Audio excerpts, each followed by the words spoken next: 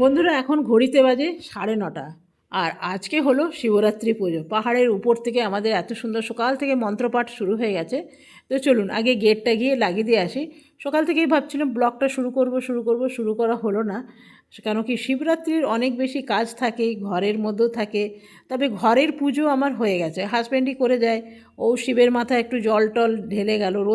রোজকার পুজো বেশিরভাগ আমার হাজব্যান্ডই করে, কিন্তু আজকেও পুজো করে দিয়ে গেছে। এখন আমার পুজোটাই বাকি আছে। বানাবো একটু সাদা আলুর তরকারি, লুচির সাথে কিন্তু সাদা আলুর তরকারিটা কিন্তু দারুণ লাগে। তবে আমি ছালগুলো উঠালাম না, এখনকার খুব পাতলা ছাল জানে, থাকা না থাকা বরাবর। তো সেই জন্য আমি ছাল শুদ্ধই দিলাম। আর সাদা আলুর তরকারিটা লুচির সাথে তো ভালো লাগেই। তো একদম ছোট ছোট করে কেটে নেবো, খুব তাড়াতাড়ি হবে। সাদা আলুর তরকারি হবে, আর এদিকে একটু সুজি বানিয়ে নেবো। আমার হাজব্যান্ডের সুজি আবার ভীষণ প্রিয়, সুজি বলুন আর মালপোয়াও বলে গেছে। ঘরের শিব ঠাকুরকে তো সেবা করতেই হবে, উপায় নেই। তো একটু মালপোয়াও আমি ভিজিয়ে রেখে দিয়েছি, বানাবো খেজুর গুড় দিয়ে। খেজুর গুড় কিছুটা কিনে ফ্রিজে রেখে দিয়েছিলাম। তো অনেক সময় কি হয় না, যদি ফ্রিজের গেটের মধ্যে রাখা হয়, মানে দরজাটার মধ্যে, তাহলে কিন্তু নষ্ট হয়ে যায়, ভেতরে রাখতে হয়। তো ভেতরে আগের বছর রেখেছিলাম, জানেন কি হয়েছিল, পড়ে গেছিলো, পড়ে পুরো ফ্রিজটা একদম যাচ্ছাতাই হয়ে গেছিলো। আর এখানে অল্প তেল আছে, সকালে হাজব্যান্ডকে একটু জলখাবার বানিয়ে দিয়েছিলাম, খেয়ে অফিসে গেল। এই তেলটাই লুচি বানিয়ে নেবো। তো প্রথমে আমি গিয়ে সাদা আলুর তরকারিটা বানাই। তো এখন যাব বাগানে, কেন কাপড়গুলো সকালেই দিয়ে এসেছি, আজকে কাচিনি, কালকেই কাচা ছিল, সকালে খালি মেলে দিয়েছিলাম। তো তরকারিটা আগে বসিয়ে দিলাম সামান্য তেল, আর দিলাম একটু পাঁচফোড়ন, এখানে দিয়ে দিলাম এরপরে আলুগুলো। ব্যাস, আর কিছু করার নেই। এখানে দিয়ে দেবো নুন, আর যেহেতু সাদা আলুর তরকারি হচ্ছে, তো খুব সামান্য 1 চিমটের মতন হলুদ দিলাম, দিয়ে একটুখানি ভেজে নেবো। তো অনেকক্ষণ ধরে আমার ভাজা হচ্ছে। এরপরে দিয়ে দেবো জল। ব্যাস, এরপরে দেবো দুটো তেজপাতা। তেজপাতা অবশ্যই দেবেন, ভীষণ সুন্দর গন্ধ আসে। আর দেবো কাঁচা লঙ্কা, একটা কাঁচা লঙ্কা ফাটিয়ে দিলাম, আর দুটো গোটাই দিলাম, কেন খুব বেশি ঝাল আমাদের ঘরে চলে না। তো চলুন তরকারিটা হোক। দিয়ে দিলাম একখানা কভার। আর এই যে সুজিটা, আজকের দিনে আমাদের ঘরে ভাতটা তো হয়ই না, তো এমনি লুচি তরকারি হয়। আর সন্ধক লবণটা আমরা ইউজ করি আজকের দিনে। আর এই যে দেখছেন, এটা হলো মালপোয়া। মালপোয়াটা আমি ভিজিয়ে রেখেছিলাম অনেক আগেই। তো সকালে আমি হাজব্যান্ডকে বানিয়ে দিয়েছিলাম, তো বলেছিল একটু মিষ্টিটা কম আছে, যেহেতু গুড়ের বানাচ্ছি, খেজুর গুড়ের। তো চলুন এটা একটু রেখে দিই ঢাকা দিয়ে। আর এইদিকে তরকারি হচ্ছে, আর এইদিকে ভেজে নেবো লুচি। যা তেল আছে আমার মনে হচ্ছে হয়ে যাবে। এখানে বানাবো সুজি। আজ আমাদের এই মন্দিরটা প্রচণ্ড ভিড়। এখন যেহেতু গরমের দিন, সেহেতু কাপড় কোন সকালে দিয়েছিলাম এখন একদম শুকিয়ে গেছে। তো চলুন এগুলো আগে উঠিয়ে নিই। কালকে এই যে বিয়ে ঘরটা আপনাকে দেখালাম না, আমাদের মাঠের সামনে যে বিয়েটা হচ্ছে, সেই বিয়েতে জানেন অনেক রাত্রে ওদের বিয়ে ছিল। যখন আমি খেয়ে খাওয়া দাওয়া করে শুয়েছি, তখন দেখছি বিয়ের মন্ত্রপাঠ হচ্ছে। বেশ জোরে জোরে মন্ত্রপাঠ, মালা বদল টদল হলে যেরকম হাসি ঠাট্টা হয় না, সেই রকম। তো একদম মানে ওদের হাসি ঠাট্টা দেখে মানে আমার ঘুমই আসছিল না বলতে পারে। এত কাছে না, রাত হয়ে গেছে, তো আরও ভালো করে শোনা যাচ্ছে। তো চলুন কাপড়গুলো আমার ওঠানো হয়ে গেল। এখন গরমের দিন বলে খুব তাড়াতাড়ি কাপড়গুলো শুকিয়ে যায়।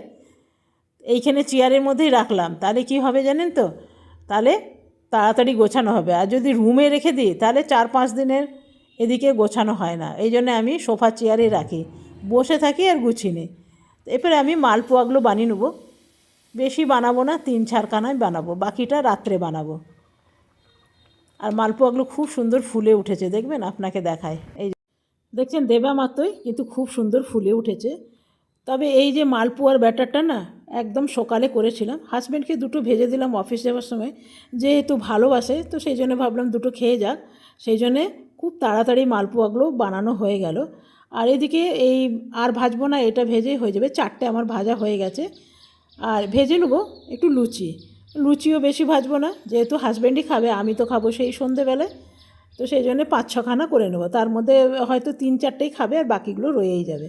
তবে এটা অর্ধেকটা আটা আছে আর অর্ধেকটা ময়দা আছে। আগে আগে না ময়দা ছাড়া খেত না, বলতে আটা লুচি নাকি ভালো লাগে না। তো এখন যেরকম যেরকম দিন যাচ্ছে, এখন বলে কি না আটাই ঠিক আছে, ময়দাটা খাওয়া ঠিক না পেটের জন্যে। তো এখন আবার আটাই ফিরে এসছে। তো আমি অর্ধেকটা আটা দিয়েছি, আবার অর্ধেকটা ময়দা দিয়েছি। তো চলুন এগুলো আগে বেলে নিই, বেশি বেলবো না, 6-7খানা বেলবো। তো দেখুন আমার এদিকে 6-7খানা বেলা হয়ে গেছে, এরপরে ছেঁকে নেব। এদিকে তেলটাও গরম হয়ে গেছে, এই যে মালপোয়া যে তেলটা আছে না তার মধ্যেই হয়ে যাবে।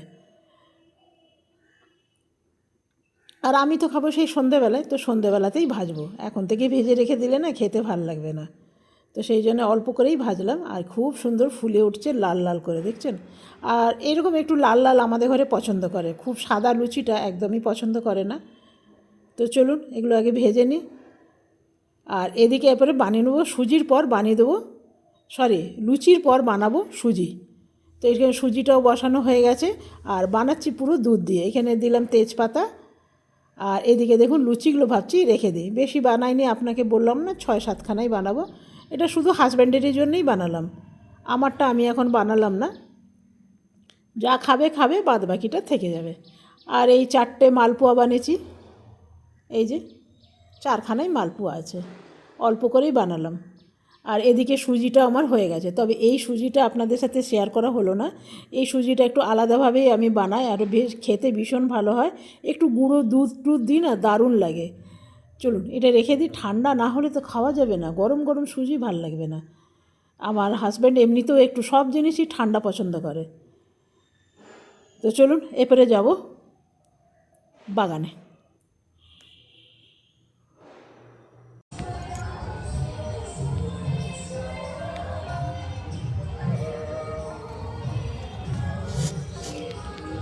এগুলো শুকিয়ে গেছে,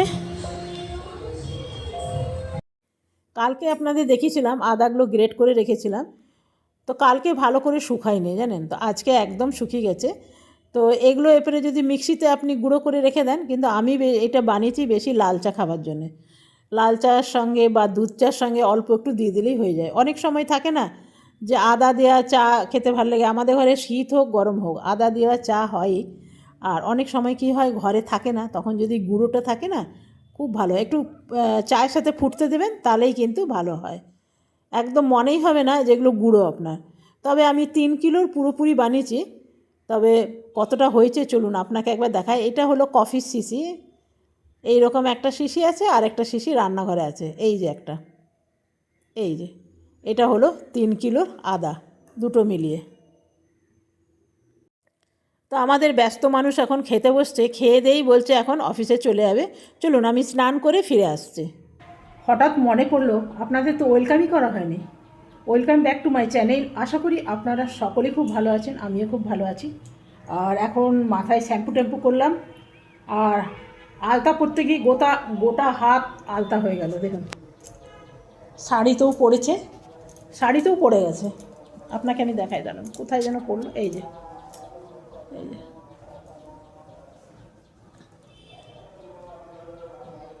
দেখতে পাচ্ছেন,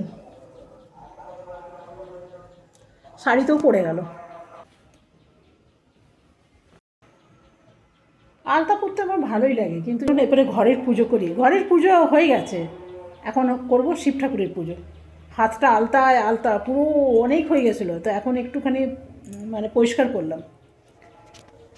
তো এখন যাব একটু মন্দিরে যাব, ঘরে পুজো করব, মন্দিরে করব, আবার সন্ধ্যাবেলা তো একটু দিয়ে আসবো। কেন বলুন তো, সন্ধ্যাবেলা অতিরিক্ত ভিড় হয়, সেজন্য এখন একটু দিয়ে আসবো, আর সন্ধ্যাবেলাতেও দেবো।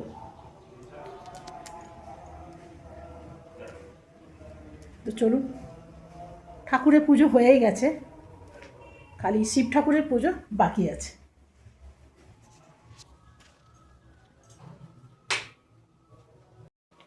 আমার ওর বাবা পুজো করে দিয়েছে এখানে ঠাকুরকে, এখন আমার পুজো বাকি আছে। আর আমার ঠাকুর ঘরটা দেখছেন কত ছোট, ট্রাইপড রাখার ঠিক জায়গা পাওয়া হয় না, তো সেই জন্যে রাখি না। ট্রাইপড রাখা যায় না ভালো করে জানেন, ট্রাইপড অনেকটা জায়গা নিয়ে হয় না, তো একটুখানি সময় লাগে। ট্রাইপডে যে পাগুলো আছে 4টে পা, তো জায়গা একটু নেয়। তো চলুন পুজোটা আগে মন দিয়ে করি, তারপরে আপনাদের দেখাবো। পুজো হয়ে যাবে, তারপরে ঠাকুরের বই পড়বো অনেক দেরি। এখন ঘড়িতে কটা বাজে জানেন, আপনাকে একবার দেখিয়ে দিই, 3টে বাজে, 3টে বাজে। তো সেই জন্য আগে ভাবছি পুজোটা করে নিই, এই ক্যামেরা হাতে নিয়ে করলে পুজোও দেরি হয়ে যাবে, আর ভগবানও অসন্তুষ্ট হবে, যাই বলুন। আমি তো এগুলো বিশ্বাস করি, এসব দেখি দেখি পুজো করা। ভগবান হয়তো অসন্তুষ্ট হতে পারে, তাই না? চুল টুল এখন ভেজা আছে, তা আগে চলুন পুজোটা করে নিই।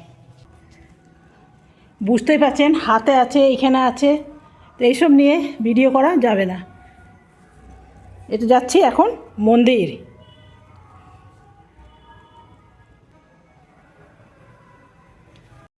এই দুপুরবেলার আসার কারণ হলো দেখুন মন্দিরটা একদম খালি খালি। যারা দুপুরে পুজো দেবেন না তারা পুজো দিয়ে চলে গেছে। এখন বেশ অনেকটাই বাজে, তো চলুন আমি ভালো করে পুজো দিয়ে দিই। এই জন্যই দুপুরবেলায় এসছি, যাতে ভালো করে পুজো দেওয়া যায়। ঠাকুরের দক্ষিণাটা এখানে দিলাম।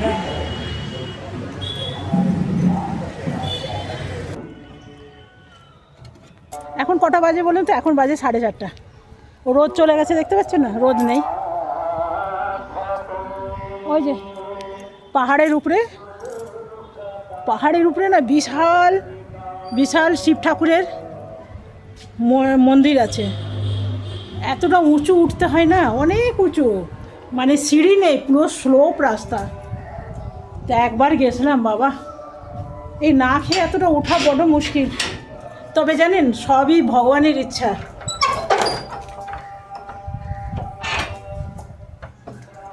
পুরোপুরি 4:30 বাজে, সবই ভগবানের ইচ্ছা। আপনি যদি ঠিক উঠতে যান না, ঠিক পেরে যাবেন। আপনি যদি মনে করেন যে ঠাকুরের কাছে যাব, দেখবে আপনি ঠিক পেরে যাবেন। তো আমার তো সব দিকে সব হয়ে গেল। মন্দিরেরও পুজো করে নিলাম, ঘরেরও করে নিলাম, তুলসী মঞ্চেরও করে নিলাম। এরপরে শিব ঠাকুরের বইটা একটু পড়বো, পড়তে পড়তে অন্ধকার হয়ে যাবে। তারপরে আবার একটু মন্দিরে গিয়ে জল ঢেলে আসবো। দিয়ে এই সময়টা মন্দিরে থাকে ভিড় কম। দেখলেন না কত ভিড় কম? সন্ধ্যাবেলায় বাবা ঠিক করবে, তো তখন একটু ঢেলে আসবো। তো এখন একটু ঠাকুরের বইটাকে পড়ে তারপর ফিরে আসছি। তো চলুন আগে বইটা পড়ে নিই। আমি ঠাকুর ঘরে চলে এলাম। শিব ঠাকুর, আর এই ধূপটা এত বেশি ধোঁয়া হয় না, তো চলুন।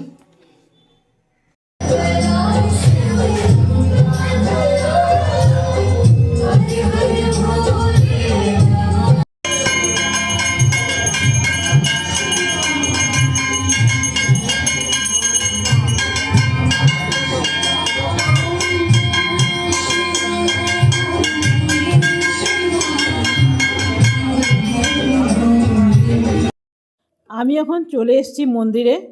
তো ঠাকুরের মন্দিরে একটু জল টল ঢেলে নেবো। আর এদিকে পণ্ডিতজি খুব সুন্দর করে পুজো করছে, এবারে হবে যজ্ঞ। আর এদিকে বানানো চলছে কি বলুন তো, সিদ্ধি, কাঁচা সিদ্ধি নিয়ে এসছে, সে এখন বাটা চলছে। এই যে মিক্সিতে পিসছে।